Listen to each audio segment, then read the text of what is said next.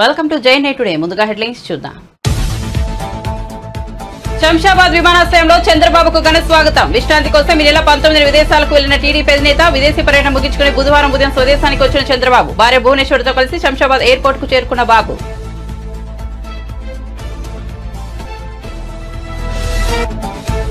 మళ్లీ అధికారంలోకి వస్తున్నాం, అందులో ఎలాంటి అనుమానం లేదన్న సజ్జల. వారం రోజుల తర్వాత టీడీపీ పీడ రాష్ట్రానికి విరగన అవుతుందనే వ్యాఖ్య. జూన్ 9న సీఎంగా మరోసారి వైఎస్ జగన్ ప్రమాణ స్వీకారం చేస్తారని పునరుద్ఘాటన.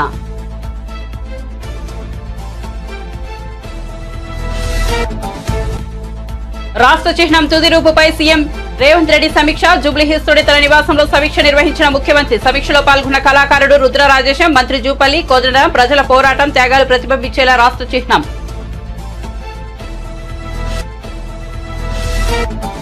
ఫోన్ ట్యాపింగ్ తో కేసీఆర్ దేశ ద్రోహానికి పాల్పడ్డారు. ఈ విషయంలో రేవంత్ రెడ్డి రాజీ పడ్డారన్న బీజేపీ ఎంపీ లక్ష్మణ్. ఒకరి వ్యక్తిగత స్వేచ్ఛను హరించే హక్కు కేసీఆర్ కు ఎవరిచ్చారని ప్రశ్న. కేసులో సూత్రధారపై చర్యలు తీసుకోవాల్సిందేనని డిమాండ్.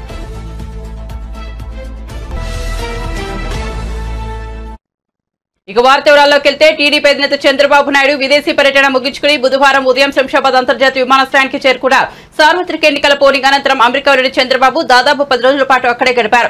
చంద్రబాబు రాక నేపథ్యంలో పార్టీ నేతలు పెద్ద ఎత్తున శంషాబాద్ ఎయిర్పోర్ట్ కు చేరుకుని ఘనంగా స్వాగతం పలికారు. కాగా విశ్రాంతి కోసం ఈ నెల 19 చంద్రబాబు విదేశాలకు వెళ్లిన విషయం తెలిసిందే. ఇక కౌంటింగ్ సమయం దగ్గర పడుతుండటంతో విదేశీ పర్యటనలో ఉన్న నేతలు స్వదేశానికి పయనమయ్యారు. ఈ నేపథ్యంలోనే చంద్రబాబు ఆయన భార్య భువనేశ్వరి విదేశీ పర్యటన ముగించుకుని శంషాబాద్ విమానాశ్రయం చేరుకున్నారు.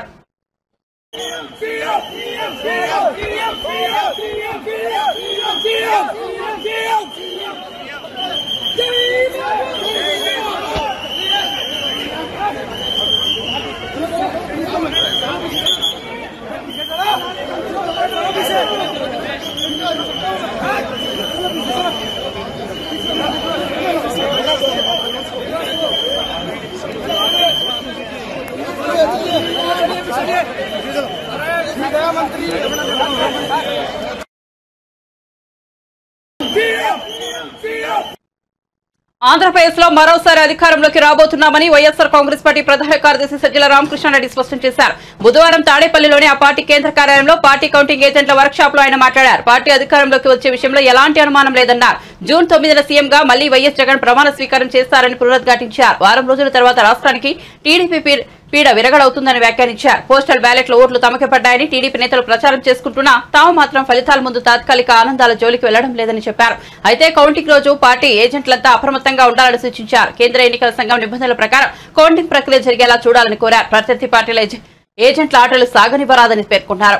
బాగుండేది ఇవి అనుకోకుండా ఇప్పుడు టైం ఉంది కాబట్టి ఈ 2 రోజుల్లో పర్ఫెక్ట్ గా వీలైనంత వరకు మన టీం నేను ఇంతకుముందు అన్నట్టు ఒక్కటంటే ఒక్క ఓటు కూడా మనకు రావాల్సిన ఓటు అన్యాయంగా రిజెక్షన్ గురి కాకూడదు.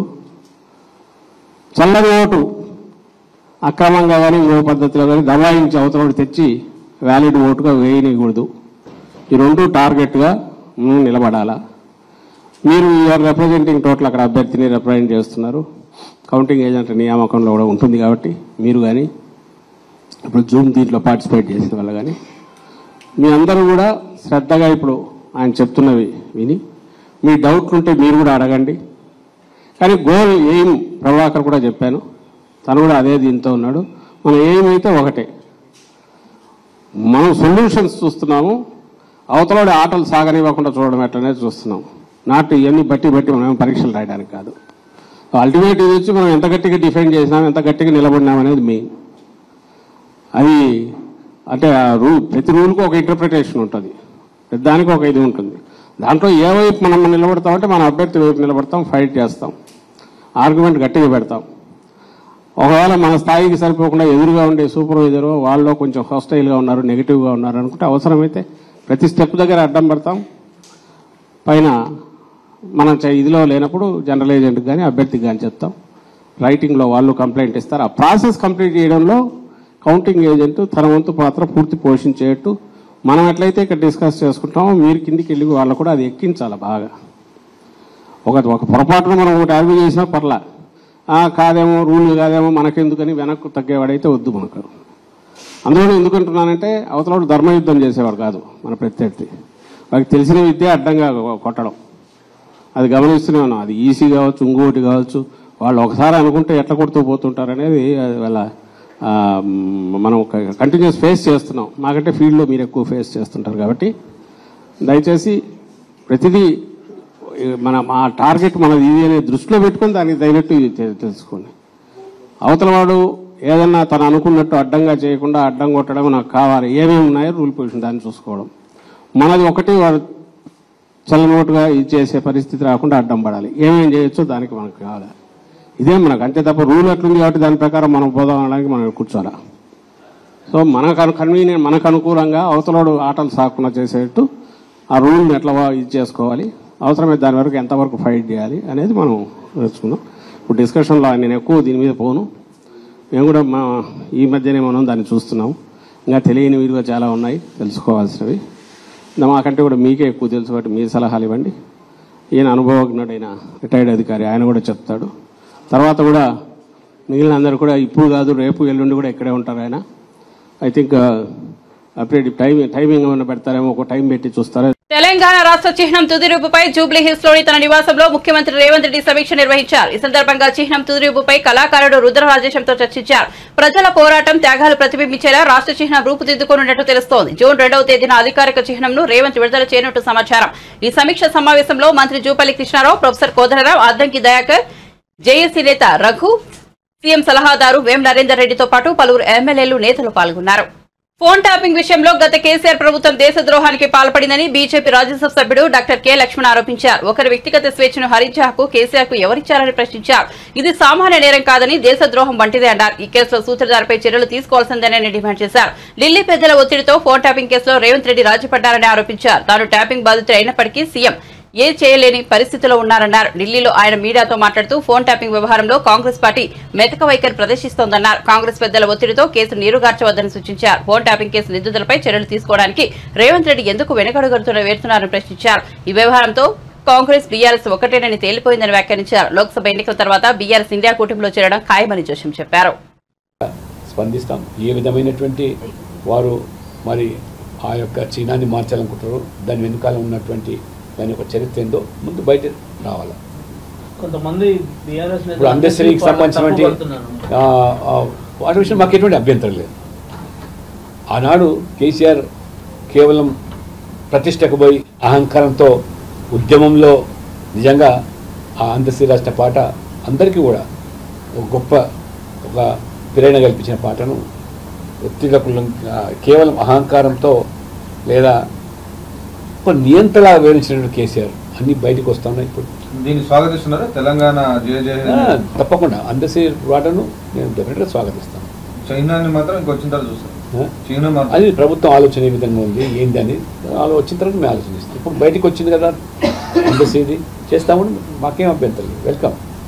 కాకతీయ శిలాతోరణాన్ని తీసేస్తామని కానీ అది వచ్చినాక చూద్దాం. అది అయినా మనం ఎందుకు ఊహాజనితంగా లెట్ గవర్నమెంట్ అనౌన్స్ ఇట్ అంటే రాలే కదా, అక్కడ ఇంకా బయటికి రాలే కదా. Thank you friends. National politics మాట్లాడుతున్నాం. ఎట్లా ఉంది సార్ నేషనల్ మీరు జాతీయ అధ్యక్షులు ఓబీసీ మోర్చాకి ఎట్లా ఉందండి? నేను ఓబీసీ మోర్చా జాతీయ అధ్యక్షునిగా, రాజ్యసభ సభ్యునిగా పలు రాష్ట్రాల్లో ఎన్నికల ప్రచారంలో విస్తృతంగా పాల్గొన్నాను. తెలంగాణలో ఎన్నికల నిర్వహణ కమిటీ కన్వీనర్గా ఉంటూ కూడా మరి ఆ యొక్క ఫేజ్ తర్వాత 5th, 6th, 7th ఫేజ్లో కూడా చాలా చురుగ్గా పాల్గొన్నాను.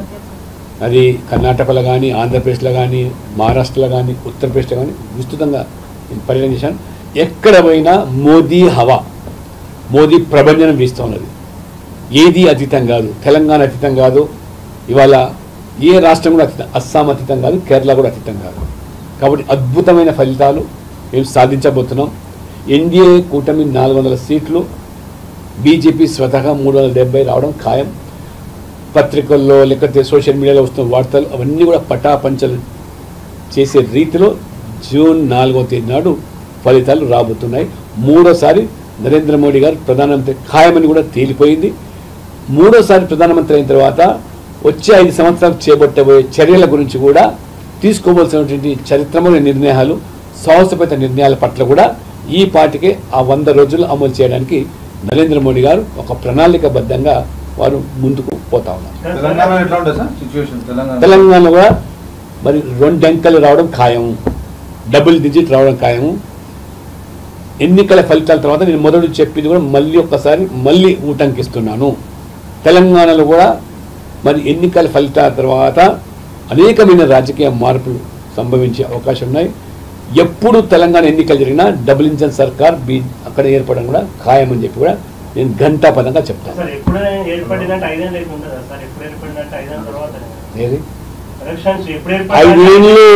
ఐదేళ్ళు ప్రభుత్వము ఇచ్చిన హామీలు వాగ్దానాలు నెరవేరుస్తూ 5 ఏళ్ళు కొనసాగాలని ప్రజాస్వామ్యవాదిగా నేను కోరుకుంటున్నాను. రాచరికపు ఆనవాలు లేకుండా రాష్ట్ర అధికారిక చిహ్నంతో మార్పులు చేస్తున్నామని సీఎం రేవంత్ రెడ్డి పేర్కొన్నారు. కాకతీయ కళాతోరణం కూడా రాచరిక చిహ్నమేనని చెప్పారు. మంగళవారం ఢిల్లీలో కాంగ్రెస్ అగ్రనేతలు సోనియా గాంధీ, కేసీ వేణుగోపాల్ తదితరులు కలిశారు. జూన్ 2 నిర్వహించే దశాబ్ది ఉత్సవాల్లో పాల్గొనాలని వారిని ఆహ్వానించారు. అనంతరం మీడియాతో మాట్లాడారు. జూన్ 2 నాడు తెలంగాణ రాష్ట్ర అవతరణ 10 సంవత్సరాలు పూర్తి చేసుకుంటున్న ఉత్సవాలను ఏదైతే జరుపుకుంటున్నామో, మొన్న జరిగిన మంత్రివర్గ సమావేశం అంతా ఏకగ్రీవంగా తీర్మానం చేసింది. శ్రీమతి సోనియా గాంధీ గారిని ప్రత్యేక అతిథిగా తెలంగాణ రాష్ట్రం ఇచ్చిన నాయకురాలుగా వారిని తెలంగాణకు ఆహ్వానించి 10 సంవత్సరాలు పూర్తి చేసుకుంటున్న ఉత్సవాలలో వారి యొక్క భాగస్వామ్యాన్ని తెలంగాణ ప్రజలు కోరుకుంటున్నారు. అదేవిధంగా మంత్రివర్గం కూడా తీర్మానం చేసింది. ఈ 2 వివరాలను శ్రీమతి సోనియా గాంధీ గారికి వివరించి జూన్ 2 తారీఖు నాడు తెలంగాణ రాష్ట్రంలో హైదరాబాద్ నగరంలో పరేడ్ గ్రౌండ్లో జరుగుతున్న తెలంగాణ రాష్ట్ర అవతరణ ఉత్సవాలకు హాజరు కావాల్సిందిగా వారిని ఆహ్వానించినాము. వారు సానుకూలంగా స్పందించారు. ఇది తెలంగాణ 4 కోట్ల ప్రజలకు చాలా సంతోషకరమైన వార్త. మేమందరం కాంగ్రెస్ శ్రేణులమందరం కూడా సోనియా గాంధీ గారి పర్యటన కోసం, రాష్ట్ర అవతరణ ఉత్సవాల కోసం ఎదురు చూస్తున్నాము. అద్భుతంగా ఈ ఉత్సవాలను నిర్వహించడం ద్వారా శ్రీమతి సోనియా గాంధీ గారు తెలంగాణ రాష్ట్రాన్నిచ్చి తెలంగాణ 4 కోట్ల ప్రజల యొక్క ఆత్మ గౌరవాన్ని నిలబెట్టినందుకు వారిని సత్కరించడం ద్వారా మేము కృతజ్ఞత తెలియజేయదలుచుకున్నాం శ్రీమతి సోనియా గాంధీ గారికి. వారు మా ఆహ్వానాన్ని మన్నించి వారు రాష్ట్రానికి రావడానికి ఒప్పుకున్నందుకు వారికి మనస్ఫూర్తిగా కాంగ్రెస్ పార్టీ అధ్యక్షుడిగా, తెలంగాణ రాష్ట్ర ముఖ్యమంత్రిగా ధన్యవాదాలు తెలియజేస్తున్నా. రాష్ట్రంలో ఉండే ప్రముఖులందరూ, ఉద్యమకారులందరినీ, ఎవరెవరైతే ఉద్యమంలో పాల్గొన్నారో వాళ్ళందరినీ కూడా భాగస్వాములను చేస్తాం. ఇది ప్రజా పాలనలో చేసుకుంటున్న మొట్టమొదటి ఉత్సవాలు. తప్పకుండా తెలంగాణ ఉద్యమంలో భాగస్వాములైన బాధ్యత వహించిన ప్రతి ఒక్కరిని అధికారికంగా ఆహ్వానిస్తున్నాం. వారందరికీ కూడా సముచితమైన గౌరవము దక్కుతుంది. ఇప్పుడు అవన్నీ కోదండరామ్ గారి నేతృత్వంలో ఆ లిస్టును అంతా కూడా తయారు చేయమని చెప్పినాం. తొందరలోనే వాటి వివరాలన్నీ కూడా తెలియజేస్తాం. ఫోన్ ట్యాపింగ్ ఆరోపణలపై బీఆర్ఎస్ సీనియర్ నేత నిరంజన్ రెడ్డి మండిపడ్డారు. ప్రభుత్వ వైఫల్యాల నుంచి డైవర్ట్ చేయడానికి ఫోన్ ట్యాపింగ్ ఆరోపణలు చేస్తున్నారని విమర్శించారు. కాంగ్రెస్ నేతలు లీకులు ఇచ్చి ప్రజలను డైవర్ట్ చేస్తున్నారని అన్నారు. ఏ ఆధారం లేకుండానే ఈ విమర్శలు చేస్తున్నారని సీరియస్ అయ్యారు. హైదరాబాద్ లోని తెలంగాణ భవన్ లో నిరంజన్ రెడ్డి మీడియాతో మాట్లాడారు. కాంగ్రెస్ వైఫల్యాలను కప్పిపుచ్చుకునేందుకే గత ప్రభుత్వంపై ఆరోపణలు చేస్తున్నారని విమర్శించారు. కాలంలో రాష్ట్ర ప్రజానీకానికి స్పష్టంగా అర్థమైపోయింది. రేవంత్ రెడ్డి సర్కార్కు ఆ పార్టీ అధికారంలోకి వచ్చే కంటే ముందు ఇచ్చినటువంటి హామీలను నెరవేర్చే దాని మీద శ్రద్ధ లేదు. ఎంతసేపు ఆత్మస్తుతి, పరనింద అనేటువంటి ఒక ఏకైక అజెండాను మాత్రమే ముందు పెట్టుకొని సాగుతున్నట్లుగా స్పష్టంగా కనిపిస్తూ ఉన్నది. డైరెక్షన్ లెస్ ఉంది ప్రభుత్వం. ఓ దారితెన్ను లేకుండా ఉన్నది. ఒక నిర్మాణాత్మకమైనటువంటి పద్ధతిలో తామిచ్చినటువంటి హామీల మీద ముందు దృష్టి పెట్టి ప్రజాపాలనను కొనసాగిస్తూ మునుపటి ప్రభుత్వం కంటే మెరుగైనటువంటి రీతిలో ఇగో మా ప్రభుత్వ చర్యలు ఉన్నాయి, మా ప్రభుత్వ విధానాలు ఉన్నాయి, మా ప్రభుత్వం యొక్క పనులు ఉన్నాయి, వీటి ఫలితం ప్రజలకు ఇట్లా అందుతుంది అని చెప్పి ఒక ఆత్మవిశ్వాసంతో చెప్పగలిగేటువంటి పరిస్థితి ఇలా ముఖ్యమంత్రి కానీ మంత్రిమండలి కానీ కనిపిస్తుంది. నోరు తెరిస్తే ఈ 6 మాసాల కాలంలో మనం చూసిందంతా కూడా గత ప్రభుత్వం మీద, గత ప్రభుత్వ అధినేతల మీద, గత ప్రభుత్వ కాలంలో సుమారు 9.5 ఏళ్ల కాలంలో ఈ రాష్ట్రంలో అమలైనటువంటి సంక్షేమం, అభివృద్ధికి సంబంధించిన అనేకమైన అంశాలు ఏ ఒక్కటి కూడా అది ప్రజలకు ఏది లాభం చేయనట్లు, సాంత్వన కూర్చొనట్లు, మేలు ఒనగూరనట్లు, అన్నింటికన్నీ వైఫల్యమైనటువంటి విధంగానే వాటి మీదనే మాట్లాడుతూ వచ్చినారు. మిషన్ కాకతీయ అంటే ఫెయిల్ అన్నారు, మిషన్ భగీరథ ఫెయిల్ అన్నారు, కాళేశ్వరం ఫెయిల్ అన్నారు, డబుల్ బెడ్రూమ్ ఇల్లు కట్టనే లేదన్నారు.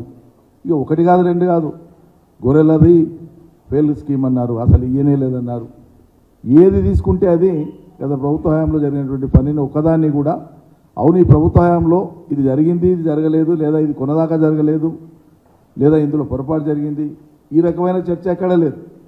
మొత్తానికి మొత్తమే ఏం జరగలేదని చెప్పి హోల్సేల్గా ఎగ్గొట్టేటువంటి మాటలు మాట్లాడడం, ఆ పథకాలకు కానీ ఆ ప్రయోజనాలకు కానీ దురుద్దేశాలను అంటగట్టడం.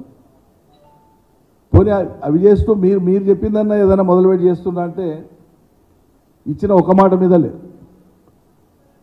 ఉచిత బస్సు అనేటువంటి తప్ప, మహిళలకు ఉచిత బస్సు తప్ప ఒక్కటంటే ఒక్కటి కూడా మాట మీద నిలబడలేదు. ఎప్పుడు మాట్లాడినా చాలా ఎదుటోళ్ళు అడిగేటువంటి వాళ్ళు ఏం తెలియక అమాయకులు అడుగుతుండేమో, వీళ్ళకే విజ్ఞానం లేదేమో అనుకునేటట్లు ఎదురుదాడి చేసి మాట్లాడతాడు ముఖ్యమంత్రి కానీ మంత్రులు కానీ. మేము అన్నీ అమలు చేసినాం కదా ఇంకాడు ఉన్నాయన్నట్టు మాట్లాడతాం.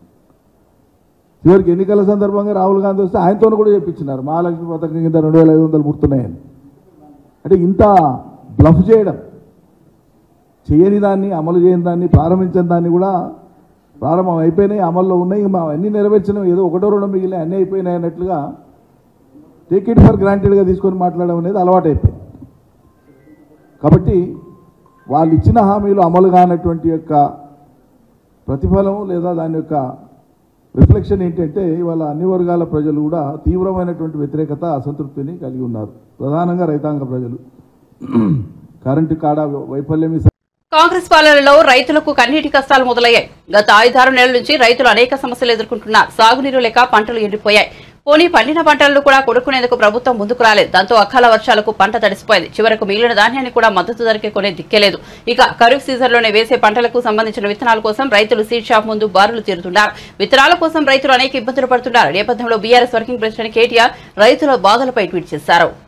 ఫోన్ ట్యాపింగ్ కేసులో విచారణ జరిగితే కేసీఆర్ ఇరుక్కోవడం ఖాయమని, ఇందులో ఆయన పాత్ర కీలకమని కాంగ్రెస్ పార్టీ సీనియర్ నేత జీవన్ రెడ్డి ఆరోపించారు. బుధవారం ఆయన జగిత్యాలలో మీడియాతో మాట్లాడుతూ ట్యాపింగ్ విషయంపై కేంద్రం స్పందించి సీబీఐ విచారణ జరిపించాలని డిమాండ్ చేశారు. ఈ అంశం కేంద్రం పరిధిలోకి వస్తుందన్నారు. ఉమ్మడి జిల్లా నుంచి మేడిపల్లి సత్యం, జూవాడి నరసింగారావు, కవ్వంపల్లి సత్యనారాయణ ఫోన్ ట్యాపులు అయ్యాయనే అనుమానాలు ఉన్నాయన్నారు. ఇక్కడ ఏమైపోయింది, ఎస్సీ ఎస్టీ బీసీలను ఈ ఈడబ్ల్యూసీకి వెళ్లి తొలగించింది. దాంతో ఎస్సీ ఎస్టీ బీసీలు వాళ్ళ లోపల ఆర్థిక వెనుకబడతనం ఉన్నప్పటికీ కూడా వాళ్ళు అందులో హక్కు పొందలేకపోతున్నారు. ఆ 10% రిజర్వేషన్ ఏదైతున్నదో డిప్రైవ్ అవుతున్నారు. ఆ 10% డిప్రైవ్ అవుతున్నారు. డిప్రైవ్ అయ్యే వాళ్ళు 75% ఆఫ్ ది సొసైటీ ఉన్నారు. డిప్రైవ్ అయ్యేటో 75% ఆఫ్ ది సొసైటీ ఉన్నారని చెప్పంటున్నాను నేను. ఎవరికి లబ్ధి అనుకుంటుంది అనేది కాదు, ఎవరికి అన్యాయం జరుగుతుంది, ఎవరికి లబ్ధి అనుకుంటుందనే దానికంటే ఎవరికి అన్యాయం జరుగుతుంది గమనించండి. నేను చెప్పంటున్నాను, అన్యాయం జరిగే వాళ్ళు ఎవరు? సామాజిక వెనుకబాటులకు గురవుతున్నటువంటి యొక్క దళితులు, schedule caste, schedule tribe and backward classes కు అన్యాయం జరుగుతుందని చెప్పండి. దయచేసి ఏదైతుందో they shall be also given opportunity to compete in EWS. ఆ విధంగా దాన్ని మార్పు చేయాలి. ఈ 103వ రాజ్యాంగ సవరణ ఏదైతున్నదో ఇట్ కెన్ బి గివెన్. పెద్ద సమస్య కాదు. రేపు ఇండియా కూటమి అధికారానికి వస్తే మా కాంగ్రెస్ పార్టీ ఎన్నికల ప్రణాళికలోనే ఉన్నది. EW reservation will keep it open for all sections of society అనేది ఏదైతే ఉందో మా రాయ్పూర్ డిక్లరేషన్ ఉన్నది.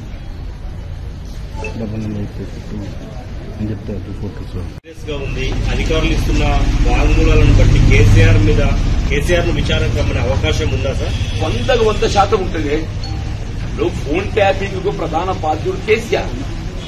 నువ్వు జనరల్ అడ్మినిస్ట్రేషన్ డిపార్ట్మెంట్ అనేది ఏదైతున్నదో ఇది ముఖ్యమంత్రి గారి యొక్క పరిధిలో ఉంటుంది. జనరల్ అడ్మినిస్ట్రేషన్ డిపార్ట్మెంట్ ఈ ఫోన్ ట్యాపింగ్ అనేది ఏదైతుందో ముఖ్యమంత్రి గారి పరిధిలో ఉన్నటువంటి ఒక జనరల్ అడ్మినిస్ట్రేషన్ డిపార్ట్మెంట్ పరిధిలో దొరుకుతుంది. లా అండ్ ఆర్డర్ అనేది ఏదైతుందో home is different from law and order.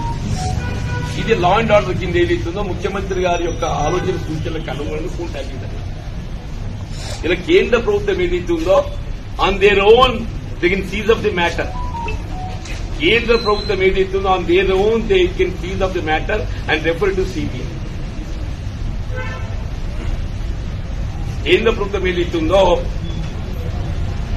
ఇది సైబర్ క్రైమ్ కింద భావించి టెలిఫోన్ ట్యాపింగ్ అనేది ఏదైతుందో ఇది కేంద్ర ప్రభుత్వం ప్రజలకు వచ్చే అవసరం ఉంటుంది. Full tap state level they can seize of the matter and they can take up the investigation through CBI. KCR 100% ఇందులో ఇరకపోతుంది. 100% ఇరకపోతుంది. నీకు నేను గుర్తు చేసుకోవాలి. నువ్వు ఇప్పుడు రేవంత్ రెడ్డి గారి మీద ఓటుకు నోటు అనేది ఒక ఆరోపణ వచ్చింది కదా. అప్పుడు ఇమీడియట్ గా చంద్రబాబు నాయుడు గారి మీద టెలిఫోన్ ట్యాపింగ్ ఆరోపణ వచ్చింది, గుర్తుంటుంది చంద్రబాబు నాయుడు గారు. దానికి దీనికి ఏదైతుందో కౌంటర్ చేసి రెండింటిని సర్దుమనుకుంటే పెద్ద టెలిఫోన్ ట్యాపింగ్ అనేది ఏదైతుందో కేంద్ర ప్రభుత్వ పరిధిలోనే ఉంది. తప్పకుండా తెలంగాణ ఉద్యమ సమయంలో జరిగిన కవాతు గుర్తుకొచ్చేలా ర్యాలీ జరుపుతామని బీఆర్ఎస్ నేత కర్నె ప్రభాకర్ అన్నారు. రాష్ట్ర ఆవిర్భావ వేడుకల సందర్భంగా ర్యాలీ జూన్ 1వ తేదీన సాయంత్రం 6 గంటలకు హైదరాబాద్ పబ్లిక్ గార్డెన్ నుండి ప్రారంభమై తెలంగాణ అమరవీరుల స్తూపం గన్పారం వద్దకు చేరుకుంటుందని పేర్కొన్నారు. 10 సంవత్సరాలు పూర్తి చేసుకుంటున్నటువంటి సందర్భంలో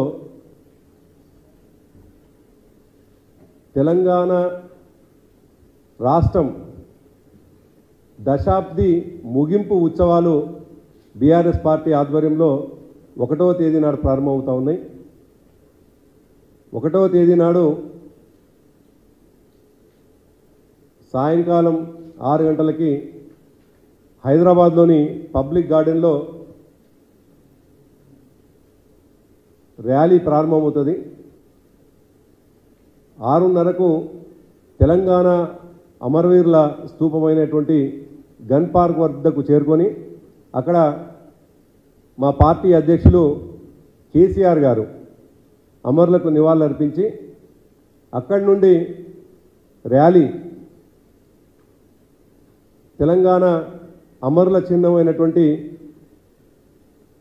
సెక్రటేరియట్ ముందు ఉన్నటువంటి తెలంగాణ అమరుల జ్ఞాపకార్థం నిర్మించబడ్డటువంటి అమరవీరుల స్తూపం వరకు చేరుకుంటుంది. ఆ ర్యాలీ ఒక అద్భుతమైనటువంటి ఉద్యమ సందర్భంగా ఏ విధంగానైతే కవాతు నిర్వహించినామో అదేవిధంగా దశాబ్ది ముగింపు ఉత్సవ సందర్భంగా అదే స్థాయిలో కవాతు నిర్వహించడం జరుగుతుంది. దాదాపు 1000 మంది కళాకారుల చేత అనేక మంది ఉద్యమ సందర్భంగా తెలంగాణ ఉద్యమంలో భాగస్వామ్యమైనటువంటి అడ్వకేట్లు కావచ్చు, డాక్టర్లు కావచ్చు, అనేక మంది రిటైర్డ్ ఉద్యోగులు కావచ్చు, ఉద్యమ సందర్భంగా పనిచేసినటువంటి ఉద్యోగులు కావచ్చు,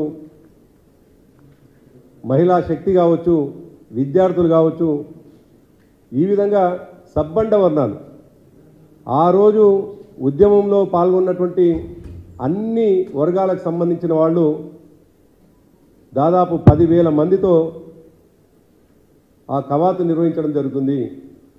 ముఖ్యంగా అమరులకు నివాళులు అర్పించడమే ముఖ్యమైనటువంటి ఘట్టంగా ఆ కవాతు ప్రారంభమై చివరికి అమరవీరుల జ్ఞాపక చిహ్నమైనటువంటి సెక్రటేరియట్ ముందున్నటువంటి అక్కడికి చేరుకొని 8 గంటలకు ముగింపు జరుగుతుంది. మరుసటి రోజు మరి ప్రొద్దున్నే తెలంగాణ భవన్లో 2వ తేదీ నాడు 9 గంటలకు జాతీయ జెండా ఆవిష్కరణ, దాంతోపాటు మా పార్టీ బీఆర్ఎస్ పార్టీ జెండా ఆవిష్కరణ కూడా జెండాను ఎగిరేయడం కూడా జరుగుతుంది. జాతీయ జెండాను ఎగిరేయడం, పార్టీ జెండాను ఎగిరడం కూడా జరుగుతుంది. దాని కొనసాగింపుగా బీఆర్ఎస్ పార్టీ అధ్యక్షులు కేసీఆర్ గారు 11 గంటలకు తెలంగాణలోని అన్ని జిల్లాల నుంచి వచ్చినటువంటి మా పార్టీ నాయకుల చేత ఉద్యమ సందర్భంగా జరిగినటువంటి అనేక ఘట్టాలు, దాంతోపాటు 10 సంవత్సరాలు జరిగినటువంటి అభివృద్ధి విషయంలో కూడా ఒక సభ నిర్వహించడం జరుగుతుంది. దాని కొనసాగింపుగా దాంట్లో భాగంగానే ఫోన్ ట్యాపింగ్ కేసుతో కేసీఆర్ ఫ్యామిలీ బాగోతాలు ఒక్కొక్కటి బయటకు వస్తున్నాయని మహబూబ్ నగర్ ఎమ్మెల్యే ఎన్ఎం శ్రీనివాసరెడ్డి అన్నారు. ప్రభాకర్ రావును ఇండియాకి తీసుకొచ్చి విచారిస్తే మరిన్ని అవినీతి అక్రమాలు వెలుగులోకి వస్తాయని తెలిపారు. కానీ ప్రభాకర్ రావును ఇండియాకు రానివ్వకుండా బీఆర్ఎస్ నేతలు అడ్డుకుంటున్నారని ఆరోపించారు. సొంత పార్టీ ఎమ్మెల్యేల ఫోన్లనే కేసీఆర్ ట్యాపింగ్ చేయించారని అన్నారు. మంగళవారం గాంధీభవన్లో ఎన్ఎం మీడియాతో మాట్లాడారు. మాజీ ఎమ్మెల్యేలు మాజీ మంత్రుల పైన ఫోన్ ట్యాపింగ్ చేసి రాజకీయంగా అదేవిధంగా వ్యక్తిగతంగా అనేక రకాలైనటువంటి ఇబ్బందులు పెట్టినటువంటి ఘనత గత ముఖ్యమంత్రి పెద్దలు కేసీఆర్ గారికి దక్కింది. మరి మీరందరికీ తెలిసిన విషయమే, ప్రభాకర్ రావు గారు, రాధాకిషన్ రావు గారు, ప్రణీత్ రావు గారు, చాలా మంది దీంట్లో పోలీసు డిపార్ట్మెంట్ కు సంబంధించినటువంటి పెద్దలందరూ కూడా సిట్ స్పెషల్ ఇన్వెస్టిగేషన్ బ్యూరో ఈ సిట్ లో ఉన్నటువంటి వాళ్ళందరూ కూడా ఇల్లీగల్ గా ఈ ఫోన్ ట్యాపింగ్ ను చేసి అందరిని ఇబ్బందులు పెట్టారు. దాంట్లో నేను ఒక బాధితున్నే. నేను వారు ఫోన్ ట్యాపింగ్ చేసినప్పుడు ఎక్స్ఎమ్మెల్యేను, జిల్లా అధ్యక్షుడిని, రేవంత్ రెడ్డి గారికి అత్యంత సన్నిహితంగా ఉన్నటువంటి వ్యక్తిని. మరి నా ఫోన్ కూడా ట్యాపింగ్ చేయడం జరిగింది. దీనికి ప్రధానమైనటువంటి కారకులు ఎవరంటే ఇప్పుడు ఎక్స్ఎమ్మెల్యే, అప్పటి ఎమ్మెల్యే గువ్వల బాలరాజు గారు. నేను మొన్న మాట్లాడేటప్పుడు కూడా చెప్పాను, ఈ ఫోన్ ట్యాపింగ్ అనేది మరి ప్రణీత్ రావు గారు ఇచ్చినటువంటి వాంగ్మూలంలో వారి స్టేట్మెంట్లోనే నా పేరుంది. నాతో పాటుగా కొంతమంది మాజీ ఎమ్మెల్యేలు చాలా మంది పేర్లున్నాయి. అంటే ఇది అత్యంత దుర్మార్గమైనటువంటి చర్య. ఇది జనరల్గా ఫోన్ ట్యాపింగ్ అనేది యాంటీ సోషల్ ఎలిమెంట్స్ కు వాడేటువంటి ప్రక్రియ. ఇది ఈ బార్డర్ టెర్రరిజానికి సంబంధించో, లేకపోతే నక్సలిజానికి సంబంధించో, లేకపోతే పెద్ద డెకాయిటీకి సంబంధించో ఇటువంటి వాళ్లకు ఫోన్ ట్యాపింగ్ చేసి వాళ్ళు ఏం మాట్లాడుకుంటా ఉన్నారు, వాళ్ళ లొకేషన్ ఏమిటి తెలుసుకునేటువంటి ప్రక్రియను యాంటీ సోషల్ ఎలిమెంట్స్ కు వాడే ప్రక్రియను సోషల్ ఎలిమెంట్ కు వాడారు. ఇది ఈ రాజ్యాంగంలో ఈ ఫండమెంటల్ రైట్. ఏ వ్యక్తికి కానీ తనకున్న హక్కులను కాలరాచేటువంటి హక్కు ఎవరికి లేదు. మరి మునుపెన్నడు లేని విధంగా ప్రపంచంలోనే ఎవరు చేయని విధంగా ఒక వ్యవస్థను స్థాపించి దీనికి కావాల్సినటువంటి ఎక్విప్మెంట్స్ తీసుకొచ్చి అన్ని రకాలుగా దీన్ని. బులెటిన్ ముగించే ముందు హెడ్లైన్స్ మరోసారి చూద్దాం. శంషాబాద్ విమానాశ్రయంలో చంద్రబాబుకు ఘన స్వాగతం. విశ్రాంతి కోసం ఈ నెల 19 విదేశాలకు వెళ్లిన టీడీపీ అధినేత విదేశీ పర్యటన ముగించుకుని బుధవారం ఉదయం స్వదేశానికి వచ్చిన చంద్రబాబు భార్య భువనేశ్వర్తో కలిసి శంషాబాద్ ఎయిర్పోర్ట్ కు చేరుకున్న బాబు.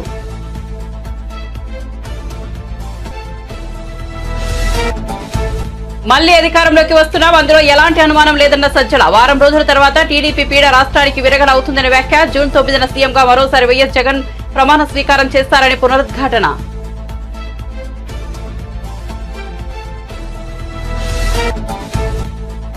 రాష్ట్ర చిహ్నం తుది రూపుపై సీఎం రేవంత్ రెడ్డి సమీక్ష. జూబ్లీహిల్స్ లోని తన నివాసంలో సమీక్ష నిర్వహించిన ముఖ్యమంత్రి. సమీక్షలో పాల్గొన్న కళాకారుడు రుద్ర రాజేశం, మంత్రి జూపల్లి, కోదండరాం. ప్రజల పోరాటం త్యాగాలు ప్రతిబింబించేలా రాష్ట్ర చిహ్నం.